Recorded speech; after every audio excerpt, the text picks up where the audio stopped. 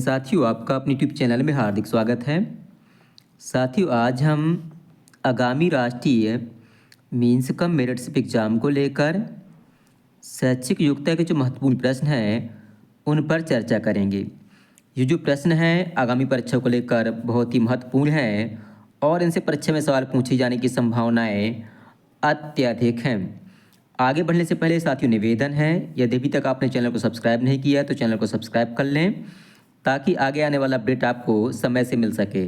साथ ही यदि आप इस परीक्षा संबंधी कोई गाइड खरीदना चाहते हैं तो वीडियो के डिस्क्रिप्शन में हमने लिंक उपलब्ध करवा दी है। आप जो है लिंक पर जाकर सस्ती कीमत पर गाइड खरीद सकते हैं।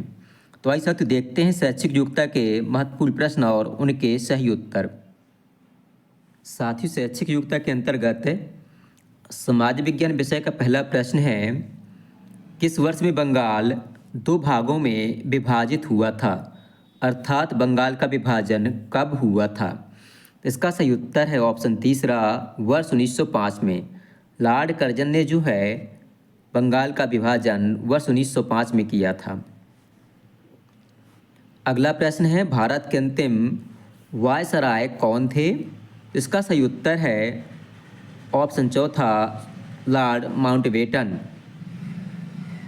अगला प्रश्न है, उस कवि का नाम बताइए जिसने भारत में पश्चिमी शिक्षा के परिचय के विरुद्ध प्रतिक्रिया दी थी।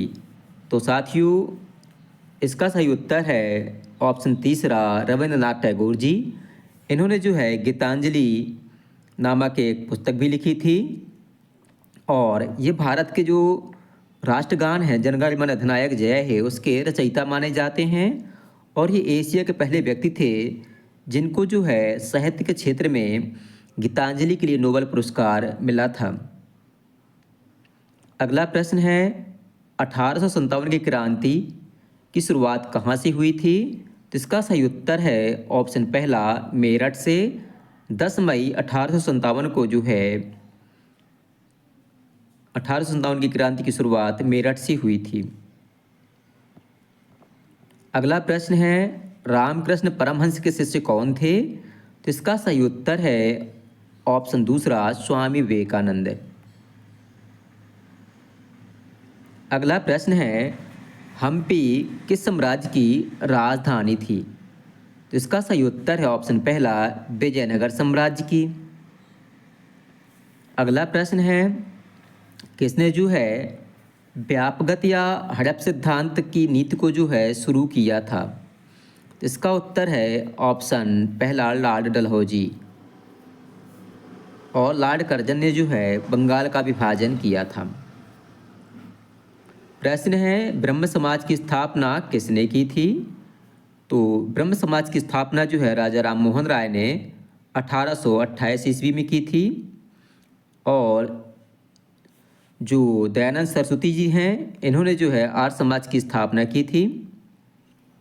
विवेकानंद इन्होंने जो शिकागो में व्याख्यान दिया था और ईश्वरचंद्र विद्यासागर जी ने जो है विधवा विवाह का समर्थन किया था। अगला प्रश्न है, ब्रिटिश भारत के लिए एल्बर्ट बिल जो है किसने प्रस्तावित किया था। तो इसका सही उत्तर है लॉर्ड रिपन ने। प्रश्न है, भारत छोड़ो आंदोलन कब शुरू हुआ था। तो जो भारत छोड़ो आंदोलन है वह वर्ष 1942 में शुरू हुआ था और इस आंदोलन को महात्मा गांधी जी ने शुरू किया था। जो रॉलेट एक्ट है वह वर्ष 1919 में आया था और 13 अप्रैल 1919 को जो है जलियांवाला बाग हत्याकांड की घटना घटित हुई थी। अगला प्रश्न है, दिल्ली पर अंग्रेजों का नियंत्रण कब हुआ था। तो 1803 में अंग्रेजों का नियंत्रण हो गया था और पूरी तरह से नियंत्रण जो है 1857 के बाद हो गया था। तो इसका सही उत्तर है ऑप्शन पहला, 1803। प्रश्न है, पंच चिन्हित सिक्के या जिनको जो है आहत सिक्के कहा जाता है ये किसके बने होते थे। तो आहत सिक्के जो हैं चांदी और तांबा के बने होते थे। तांबा यहाँ ऑप्शन में नहीं है तो ऑप्शन तीसरा सही उत्तर होगा चांदी के। प्रश्न है, निम्न में से कौन सा मौलिक अधिकार है। तो वर्तमान में 6 मौलिक अधिकार हैं। जब संविधान लागू हुआ था तब जो है 7 मौलिक अधिकार थे, और जो संपत्ति का अधिकार है इसको जो है मौलिक अधिकार से हटा दिया गया है। तो वर्तमान में 6 मौलिक अधिकार हैं। इनमें से धार्मिक स्वतंत्रता का अधिकार जो है मौलिक अधिकार है, तो ऑप्शन पहला सही उत्तर होगा। प्रश्न है लोकतंत्र का अर्थ क्या होता है? तो लोकतंत्र का अर्थ होता है लोगों का शासन। अगला प्रश्न है धर्मनिरपेक्षता का अर्थ क्या होता है? तो धर्मनिरपेक्षता का अर्थ होता है कि राज्य जो किसी धर्म को अलग से महत्ता नहीं देता है, अर्थात राज्य की नज़र में जो है सभी धर्म एक समान हैं। ऑप्शन तीसरा सही उत्तर होगा। प्रश्न है भारत के वर्तमान उपराष्ट्रपति कौन हैं? तो इनमें से कोई नहीं है। वर्तमान जो राष्ट्रपति हैं भारत के वह जो हैं सीपी राधाकृष्णन जी हैं, जो अभी 15वें राष्ट्रपति के रूप में चुने गए हैं। और जो नरेंद्र मोदी जी हैं ये वर्तमान में भारत के प्रधानमंत्री हैं। अगला प्रश्न है सार्वभौमिक वयस्क मताधिकार क्या कहलाता है? अर्थात वोट देने का अधिकार को जो है सार्वभौमिक मताधिकार कहा जाता है। भारत में वोट देने की जो उम्र है 18 वर्ष है। प्रारंभ में यह है 21 वर्ष थी, वर्ष 1989 में इसको घटाकर 18 वर्ष किया गया है। प्रश्न है राज्यसभा में राष्ट्रपति द्वारा कितने सदस्य मनोनीत किए जाते हैं? इसका उत्तर है ऑप्शन तीसरा 12 सदस्य, जबकि राज्यसभा की जो सदस्य संख्या होती है कुल 250 होती है। लोकसभा की कुल सदस्य संख्या वर्तमान में 543 है। और राज्यसभा का सदस्य बनने के लिए जो न्यूनतम आयु है वह 30 वर्ष होती है। लोकसभा का सदस्य बनने के लिए न्यूनतम आयु 25 वर्ष होनी चाहिए। इसी प्रकार से जो विधान परिषद है उसके लिए उम्र 30 वर्ष, और जो विधानसभा है तो उसके लिए 25 वर्ष निर्धारित है। साथियों अगला प्रश्न है प्रतिनिधित्व लोकतंत्र में लोग भाग नहीं लेते हैं, ये पूछ रहा है इसमें। तो इसमें जो है प्रत्यक्ष रूप से लोग भाग नहीं लेते। इसमें क्या है, लोग बाग अपने प्रतिनिधि चुनते हैं। तो साथियों इस प्रश्न का सही उत्तर होगा ऑप्शन पहला। अगला प्रश्न है ईवीएम का अर्थ क्या है? तो इसका अर्थ होता है इलेक्ट्रॉनिक वोटिंग मशीन। इसके माध्यम से वोट डाले जाते हैं। EVM electronic voting machine. अगला प्रश्न है हमारी एकता में विविधता है, अर्थात जो हमारा भारत देश है इसमें विभिन्न संस्कृति, विभिन्न रीति रिवाज, विभिन्न धर्मों के लोग यहाँ निवास करते हैं।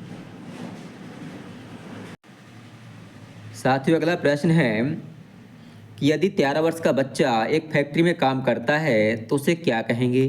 तो उसे जो है बाल मजदूर कहा जाएगा।